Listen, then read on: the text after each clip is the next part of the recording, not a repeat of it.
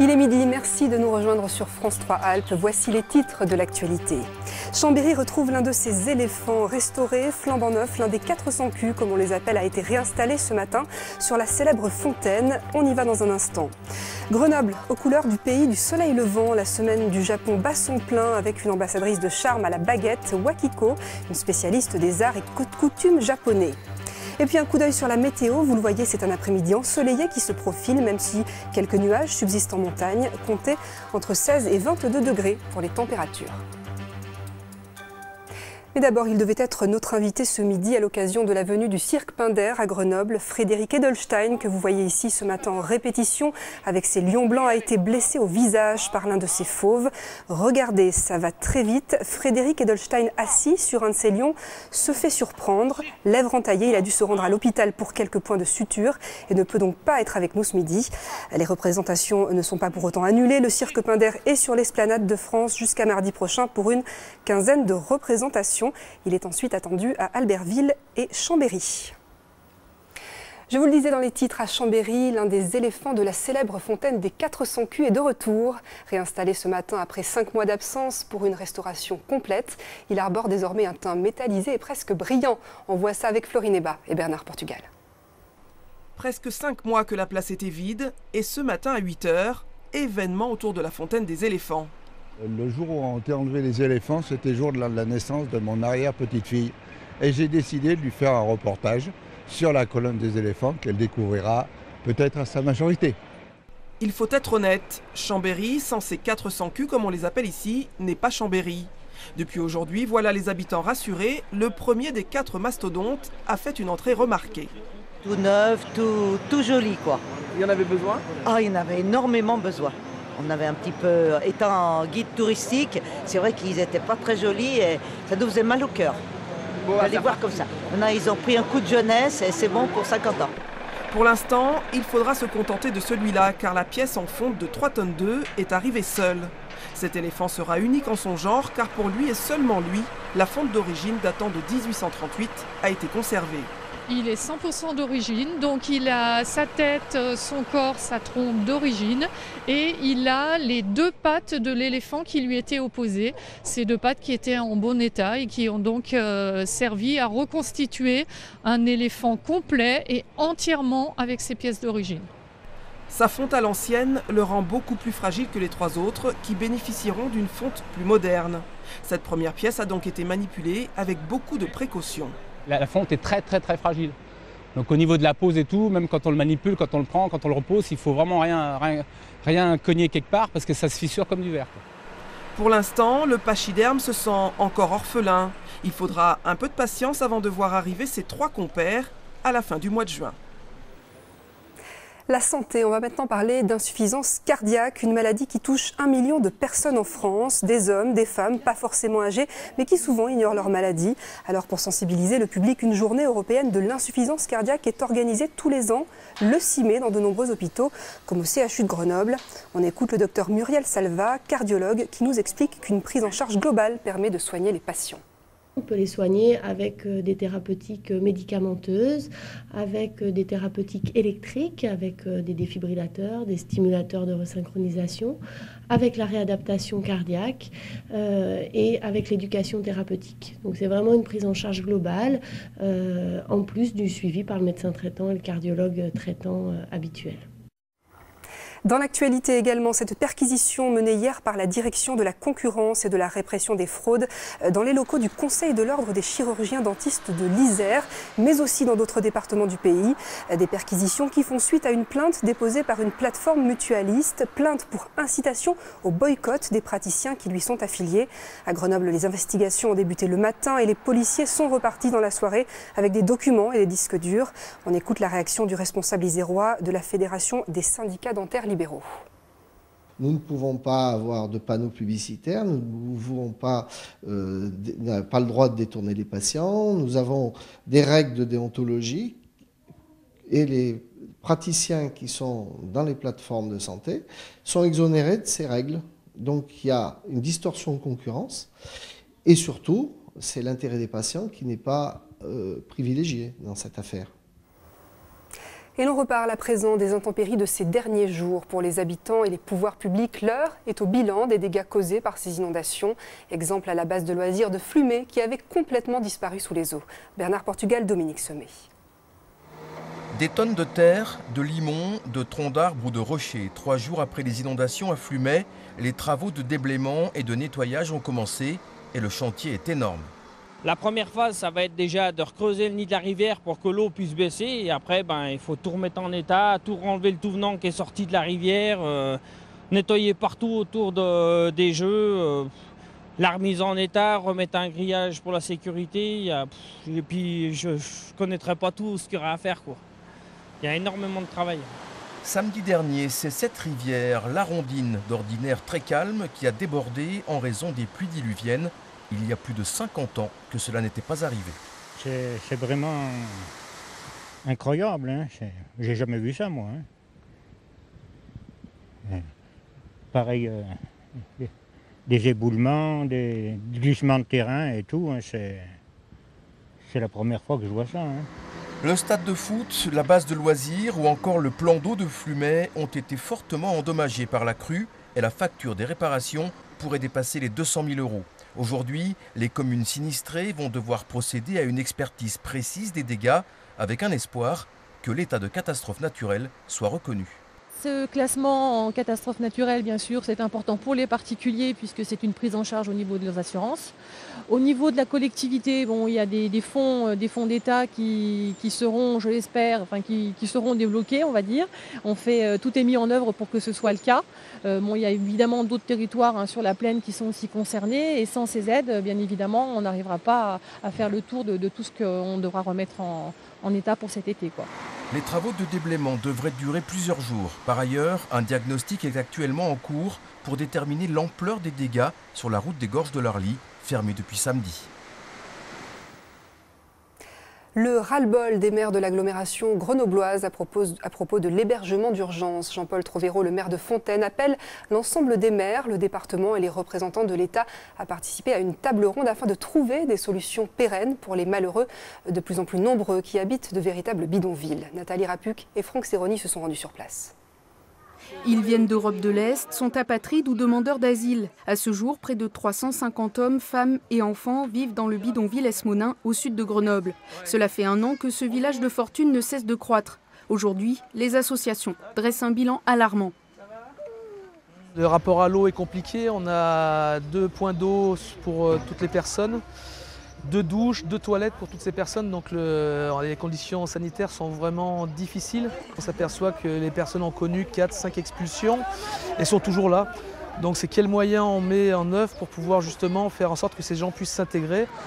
Certains sont là depuis plusieurs années et ont même trouvé un travail. Un peu partout dans l'agglomération grenobloise, autour des hébergements d'urgence ou dans des lieux d'accueil provisoires comme ici à Fontaine, des familles vivent dans des conditions illégales. Une situation de plus en plus délicate à gérer pour les communes. Dans un communiqué, le maire de Fontaine appelle tous les élus de la métropole à se mobiliser pour que l'État intervienne. Pourquoi dans ce domaine-là, nous ne pouvons pas, via la métropole, peser collectivement de tout notre poids auprès de l'État? C'est ça la question de fond. C'est pas dire la métropole ne fait rien, c'est dire la métropole doit accompagner les maires qui sont en difficulté et les 49 maires doivent jouer la solidarité. Échirolles, Saint-Martin-d'Air, Saint-Martin-le-Vinou, toutes ces communes demandent une table ronde en urgence avec les autres collectivités, des représentants de l'État et des associations. La préfecture et la métropole n'ont quant à elles pas donné suite à nos sollicitations. Et la métropole apporte aujourd'hui quelques précisions quant à son action. Dans un communiqué, elle explique qu'elle œuvre notamment pour affecter de nouveaux locaux et de nouveaux terrains dans le cadre du dispositif hivernal. Mais elle a aussi tenu à rappeler que la responsabilité de l'hébergement d'urgence incombait exclusivement à l'État. En bref, sachez aussi que le député PS de l'Isère, Erwan Binet, propose d'autoriser les couples pacsés ou en concubinage à adopter un enfant dans un amendement à la proposition de loi sur la protection de l'enfance qui sera débattue à l'Assemblée nationale le 12 mai. Plus d'informations sur notre site internet alpes.france3.fr. Des lycéens de toute l'académie de Grenoble étaient rassemblés ce matin à Minatech pour les Olympiades des sciences de l'ingénieur. Ils présentaient leurs projets de fin d'année de terminale, comme ce compacteur de canettes ou cette main artificielle pour travailler en milieu agressif. Des projets très aboutis sur lesquels ils ont travaillé avec leurs professeurs durant plusieurs mois. 2 équipes sélectionnées par un jury disputeront la finale nationale à Paris. On écoute un des organisateurs de ces Olympiades. On souhaite qu'ils adoptent une démarche d'ingénieur. Et la démarche d'ingénieur aujourd'hui, on peut le voir avec les pays qui gagnent au niveau européen, ce sont des pays où l'on a de l'innovation. Et pour avoir de l'innovation, il faut beaucoup de créativité. Donc on cherche à développer ces qualités chez nos élèves, futurs ingénieurs, futurs chercheurs. Une success story maintenant, basée à Montmélian en Savoie. L'entreprise Color, spécialisée dans l'image à 360 degrés, a séduit le géant californien de la caméra embarquée GoPro. Une alliance visiblement pleine de promesses. Voici le portrait de cette PME. Il est signé Claudine Langui-Bernard et Frédéric Pasquette. L'image à 360 degrés. Depuis 10 ans, l'entreprise Color crée et développe des logiciels pour réaliser des panoramas, des visites virtuelles et des vidéos. Et ce savoir-faire vient d'être repéré par le spécialiste de la caméra embarquée GoPro. Pour les Savoyards qui utilisaient déjà ces mini-caméras pour concrétiser leurs produits, c'est plus qu'une reconnaissance. Un groupe américain de cette envergure, avec cette notoriété, va nous donner le pouvoir qui nous manquait, l'argent qui nous manquait pour pouvoir mener notre vision jusqu'au bout du chemin qu'on voulions faire. Et c'est vraiment ceci. Il nous apporte la puissance marketing et un vrai savoir-faire technologique. Nous ne savons pas fabriquer des caméras, ce sont les meilleures caméras au monde. Par contre, nous savions faire les bons logiciels et eux n'avaient pas cette connaissance-là. Ce rapprochement est donc complètement naturel. Depuis sa création en 2004, Color est en croissance de 30 à 60% chaque année avec un chiffre d'affaires de 2 millions d'euros. L'entreprise compte aujourd'hui 29 personnes, des salariés qui accueillent la nouvelle de l'Alliance américaine avec sérénité. La synergie entre les 2 entreprises est telle que je perçois vraiment ça comme une opportunité et comme un tremplin pour Color et non pas comme quelque chose qui devrait nous faire souci. Ici, nous avons un média immersif, c'est la ville de Dubaï. Capturé à 360 degrés, et ben on voit tout, du sol au plafond. C'est ça la vidéo à 360. On a vraiment toutes les possibilités qui permettent même d'avoir ce genre de vue assez exceptionnel. Le média immersif, c'est l'avenir, l'ouverture du champ des possibles. Color battra donc bientôt pavillon américain, mais reste basé à Montmélian. À court terme, cette alliance avec GoPro, c'est aussi la promesse de 12 embauches en Savoie. À Grenoble, c'est un SOS que lance la compagnie de théâtre InMobile. Le 18 avril, elle a tout perdu dans l'incendie du théâtre Prémol. Le spectacle venait de se terminer et en une poignée de minutes, elle a vu tout son matériel, tous ses décors partir en fumée. 2 ans de travail réduits à néant. Et aujourd'hui, cette troupe de 19 personnes ne sait pas si elle va pouvoir se relever et repartir. Valérie Chastelan. Quelques images montées dans un clip, c'est tout ce qu'il leur reste de leur spectacle. Un spectacle qui parlait de la vie, celle de personnes rencontrées au Secours populaire de l'Isère et que la compagnie InMobile avait associée à ce projet artistique. Le soir où l'incendie s'est déclaré, c'est justement pour fêter les 70 ans de l'association que la troupe se produisait au théâtre Prémol. Tout ce travail humain, toute cette aventure qu'on a mis dans la création de cette compagnie, dans ce premier spectacle et ce travail avec le Secours populaire, il est complètement anéanti du fait de nos pertes matérielles et ça nous a fragilisés. C'est comme une entreprise qui voit ses locaux partir en fumée et tout à coup il n'y a plus de travail pour personne. Nous on est exactement dans le même cas. Parmi les projecteurs, les consoles, les costumes, beaucoup d'objets prêtés. Il y en a pour des dizaines de milliers d'euros. Et la troupe avait aussi investi 35 000 euros sur ses deniers. Alors bien sûr, les assurances ont commencé leur travail. Mais en attendant, sans matériel ni argent, pas de tournée. Le Secours populaire fait un appel à dons pour nous soutenir financièrement. C'est vrai qu'un soutien financier, on n'est pas contre. J'aime pas trop demander de l'argent, mais là, au vu de ce qui se passe, je vais passer sur mes premiers réflexes personnels pour dire que oui, effectivement, on a besoin d'un soutien matériel, d'un soutien financier.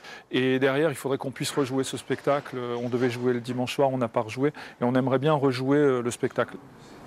Des artistes ont aussi proposé à la compagnie d'organiser une soirée de soutien. De leur côté, la ville de Grenoble et le Conseil général de l'Isère pourraient débloquer une aide exceptionnelle. Et pour ceux qui souhaiteraient donner un coup de pouce à cette compagnie, les dons sont adressés au Secours populaire de l'Isère, 8 rue des Peupliers à Grenoble. France 3 donne la parole aux héros de la Seconde Guerre mondiale. Un web documentaire sur les résistances en France est à suivre à partir d'aujourd'hui sur notre site internet alpes.france3.fr. On en découvre un extrait avec le témoignage de Marc Serratrice, maquisard, franc-tireur isérois dans le Vercors. Il revient sur une des scènes de guérilla face à l'armée allemande. Les Allemands, le 12-13 juin, ont fait une première attaque sur Saint-Nizier. Et l'ordre qu'on avait, c'était vous ouvrez le feu, vous tirez sans discontinuer pendant 2 minutes et vite vous vous repliez en vitesse. C'est la tactique des guérillas, quoi.